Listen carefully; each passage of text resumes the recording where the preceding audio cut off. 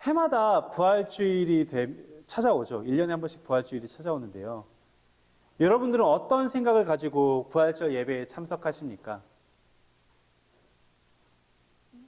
여러 가지 생각이 들 수 있겠죠. 어떤 분들은 잘 예배에는 안 나가다가 1년에 2번, 적어도 부활절하고 크리스마스 이 2번은 가야겠다라는 생각으로 오실 수도 있고요. 편하게 이야기하셔도 좋습니다. 혹시 오늘 어떤 마음으로 이 예배에 오셨는지 이야기하실 분이 계신가요? 네, 알고 있습니다. 여러분들 주관식이 굉장히 어려워하신다는 것을.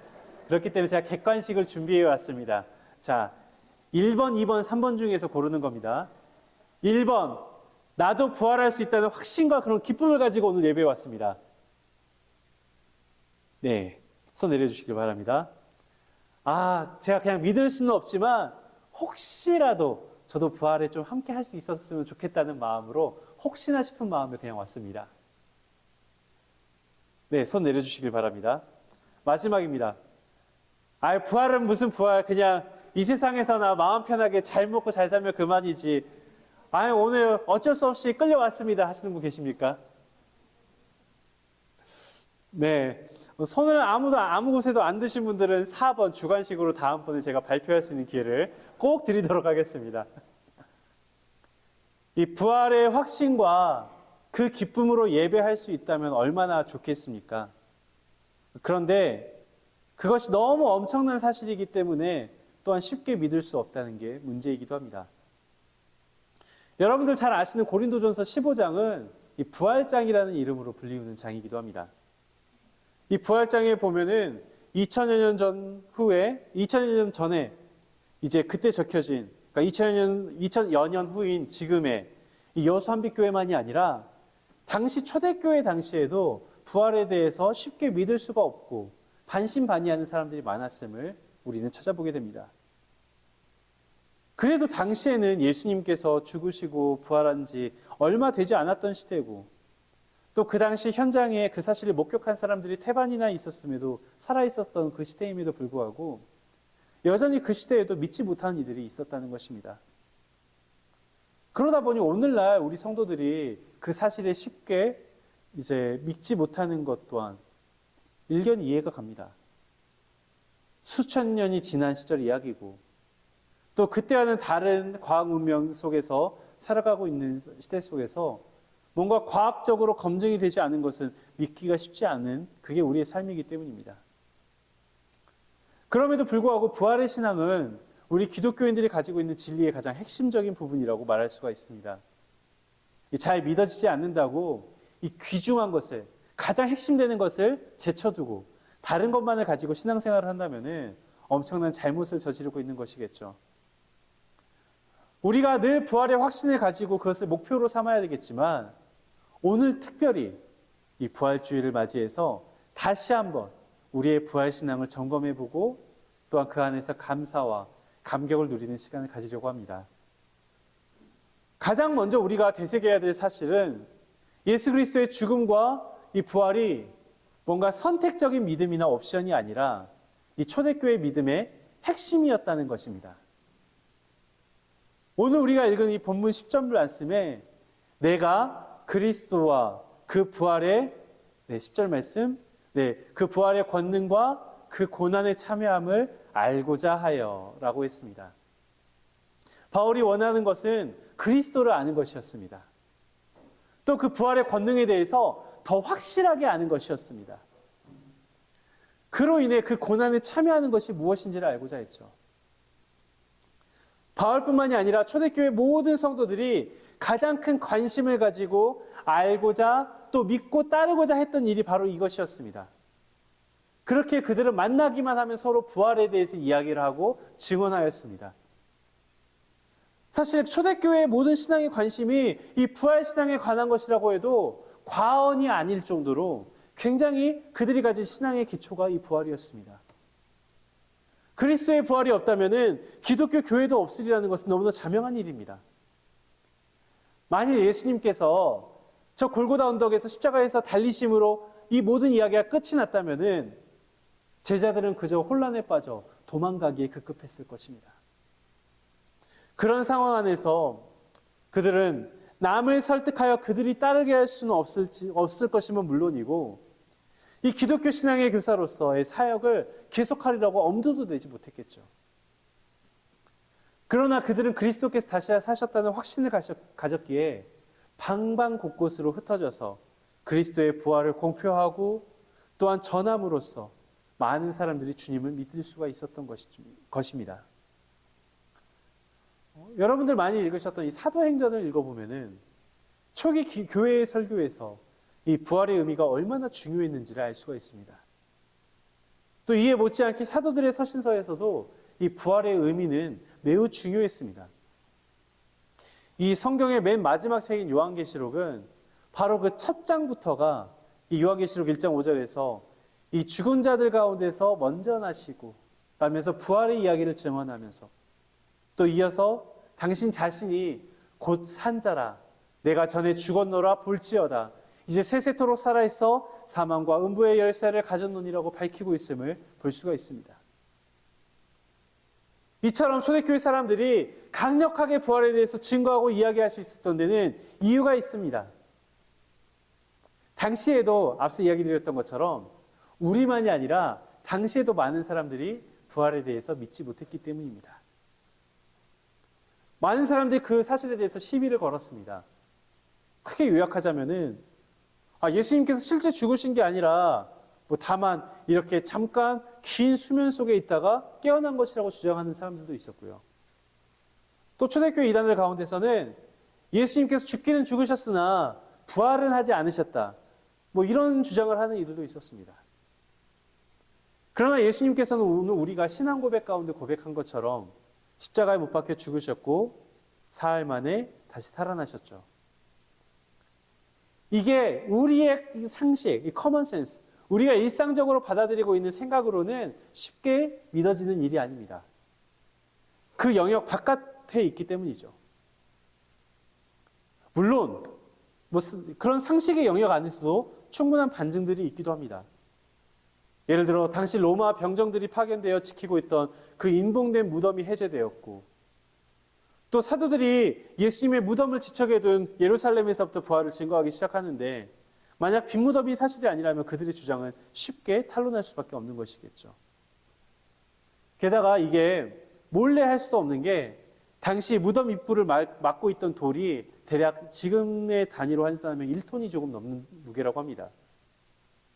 누군가에게서 옮겨졌는데 그런 큰 돌을 옮기는 동안 무덤을 철통같이 지키고 있던 로마의 병정들의 눈과 귀를 막지 않고서는 사실은 불가능합니다. 그리고 그 로마 병정들이 도망쳤다는 사실도 우리는 기억해야 합니다. 만일 빈 무덤이 사실이 아니라면 그들이 도망칠 아무런 이유가 없죠. 그리고 또한 사람들의 생각처럼 누군가가 예수님의 시신을 도적질해간 것이라면 제자들이 무덤에 갔을 때 보았던 것처럼 예수님은 간데 없이 세마포만 그대로 놓여 있으며 머리를 쌌던 수건 또한 가지런히 개켜 있었겠습니까? 게다가 고린도전서 15장을 비롯해서 당시 부활하신 예수님을 목격한 증인들이 너무나 많고 또한 다양했습니다. 단순히 눈으로만 목격한 것이 아니라 직접 그 손으로 상처까지 확인을 한 이도 있었고요. 또한 그런 예수님과 함께 식사를 나누기도 하고요. 다양한 시각 속에서 여러 계층의 사람들에게 나타났는데 그를 따랐던 자들뿐만이 아니라 심지어는 예수님을 박해하던 자에게까지 나타나시죠. 그러므로 예수님을 열렬히 따르던 제자들에게 있을 법한 뭔가 집단적인 환각이라던가 그런 환상 같은 그런 증세로 치부하기에는 예수님의 부활에 대한 역사적 증거가 너무나도 분명합니다. 심지어 재미있는 것은 제가 지난 수요일에도 좀 그런 이야기를 나눴습니다만 예수님의 부활을 목격한 이들이 여성들이었습니다. 당시 유대 풍습에 따르면 이 여성들의 증언은 법정에서도 증언으로 받아들여지지가 않습니다. 증언의 효력이 없습니다. 지금하고는 너무나 다른 시대죠. 그 정도로 여성들이 무시가 되는데 만약에 부활을 정말 만들어가지고 막 강하게 주장하고 싶으면은 이 부활을 처음 목격한 사람들로 남성들을 세우지 않았겠습니까?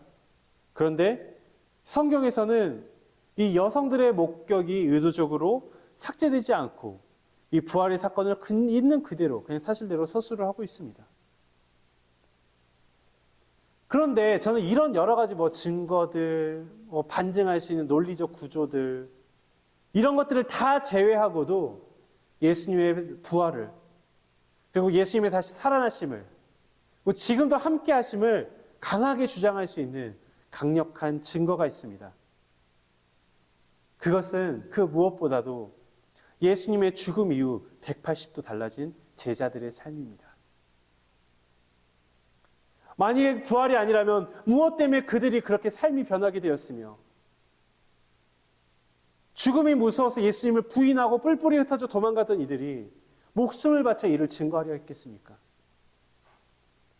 그러한 맥락에서 예수를 그리스도로 따르는 그리스도인들, 오늘 우리의 삶의 목적도 그런 부활을 위한 삶입니다. 본문 11절 12절을 우리 함께 읽어보겠습니다. 시작. 어떻게 해서든지 죽은 자 가운데서 부활에 이르려 하노니 내가 이미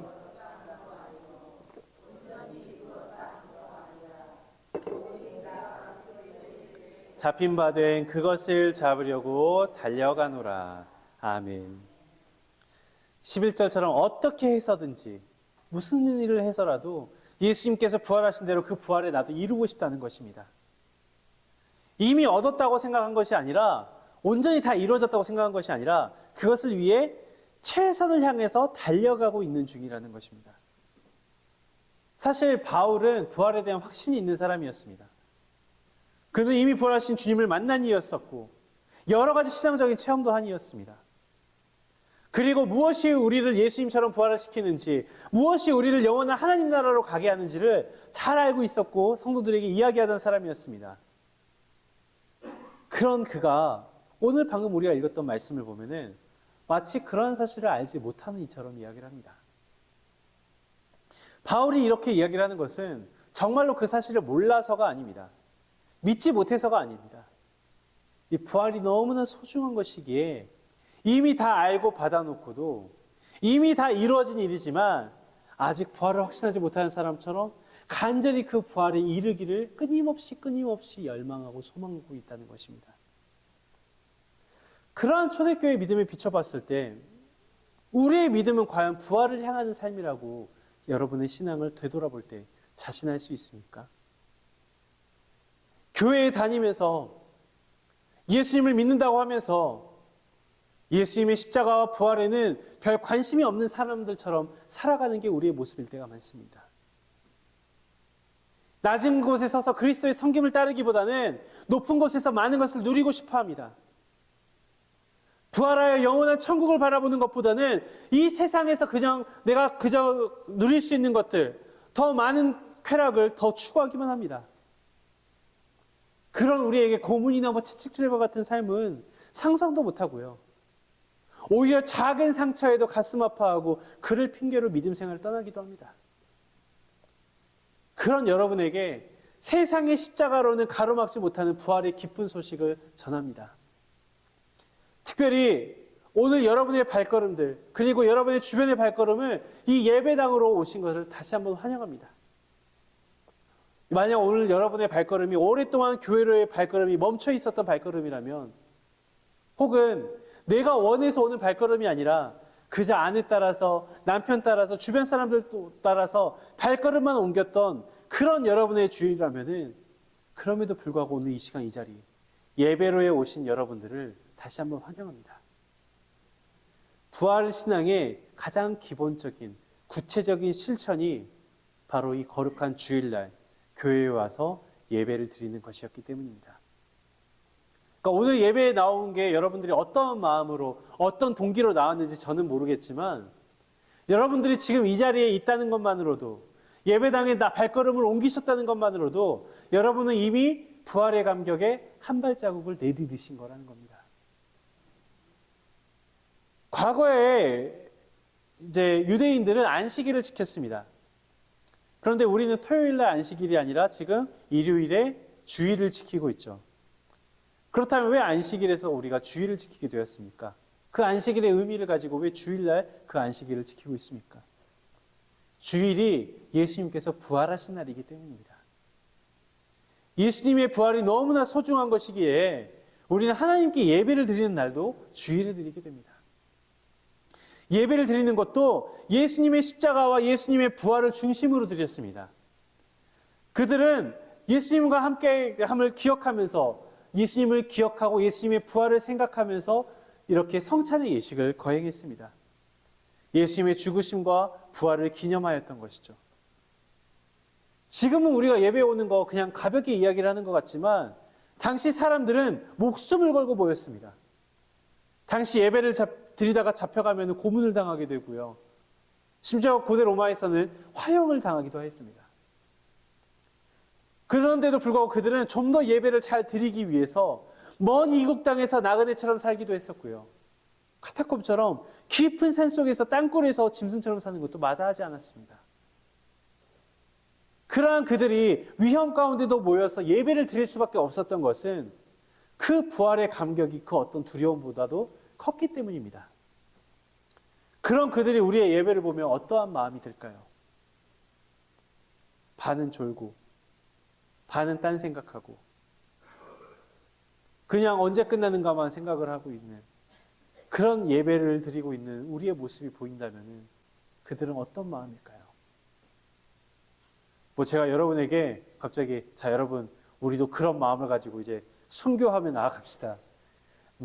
그렇게 제가 더 나은 부활을 위해서 목숨을 걸라는 이야기 지금 하지는 않습니다. 다만 이 부활의 날에 부활의 기쁨을 가지고 감사와 감격을 가지고서 우리가 예배의 자리를 빠지지 말고 잘 나아가자는 것입니다. 그리고 이 예배를 소중하게 기쁜 마음으로 지켜가자는 것입니다. 사랑하는 성도 여러분, 이 주일 예배는 그저 일주일에 한 번 돌아오는 시간이 아니라 예수님께서 십자가에 죽으셨다가 부활을 하신 기쁜 날입니다. 그리고 예수님을 믿는 우리도 그러한 부활에 함께 참여한다는 그 약속을 받아서 그 기쁨으로 이 자리에 모여 있습니다. 사랑하는 성도 여러분, 그러한 부활의 기쁨을 누리시길 바랍니다. 감사하면서 감격하면서 그 부활을 위해서 살기로 다짐하시길 바랍니다. 그런 의미에서 오늘 예배 정말 잘 오셨습니다. 우리 다시 한번 옆에 있는 분들과 이렇게 인사해 볼까요? 오늘 예배 잘 오셨습니다.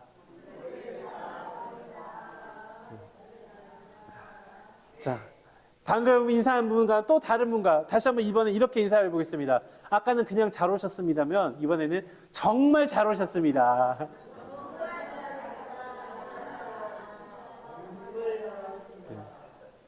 여러분, 사실 교회를 안 오려면은 안 오고 싶은 유혹이 얼마나 많은지 모릅니다. 제가 어릴 때는 정말 이게 참 사단의 저는 강교하는 그 마귀의 세력이라고 생각을 해요.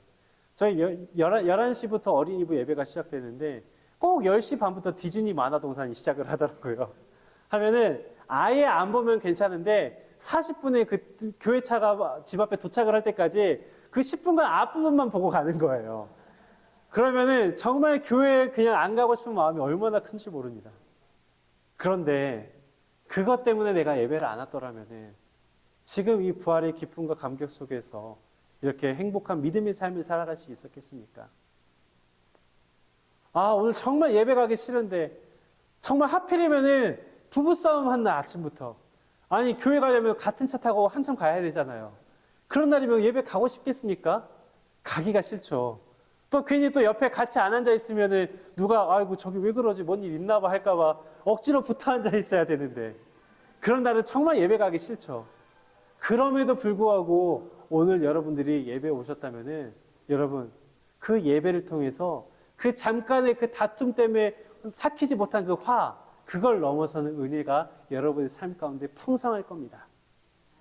오늘 내가 정말 누구하고도 관계하고 싶지 않고 누구하고도 마주하고 싶지 않은 그 아침에 혹은 내가 다른 거 다 필요 없어 오늘 좀 쉬고 싶어 라고 하는 그런 욕심에 무릎 꿇지 않고 예배로 나온 이 발걸음 그냥 발걸음이 아니라 주님께서 그 발걸음 기억하시고 여러분의 그 지친 삶 가운데 여러분의 생활 가운데 그리고 여러분의 기도의 그 모든 제목들 가운데 주님께서 오늘 이 예배의 자리를 통해서 부활의 감격과 기쁨을 흘려보내시기를 기쁜 마음으로 축원합니다.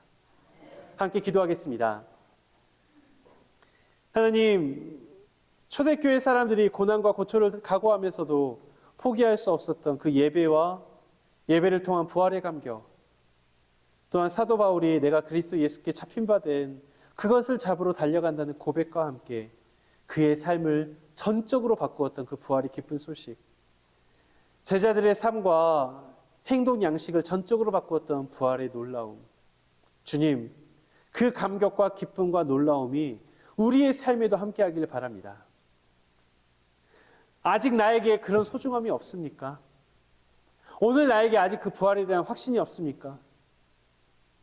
주님, 내 삶을 돌아보건대 어렵고 힘든 현실, 열심히 달려가고 고단하나 허망하기만 한 나의 모습, 이게 내 삶의 결론이라면 얼마나 비참하기만 합니까? 나에게도 예수 그리스도를 믿음으로 주 앞에 나가게 하시고 믿음을 통하여 나의 삶에도 부활의 놀라움과 기쁨과 감격이 꽃피어 열매 맺게 하여 주시옵소서. 그리하여 어두운 내 삶 가운데 빛 되신 주님을 만나는 기적이 찾아오게 하시고 주일마다 주님과의 깊은 교제로 나아갈 수 있는 은혜를 허락하여 주시옵소서. 예수 그리스도의 이름으로 기도드립니다. 아멘. 시간 우리 함께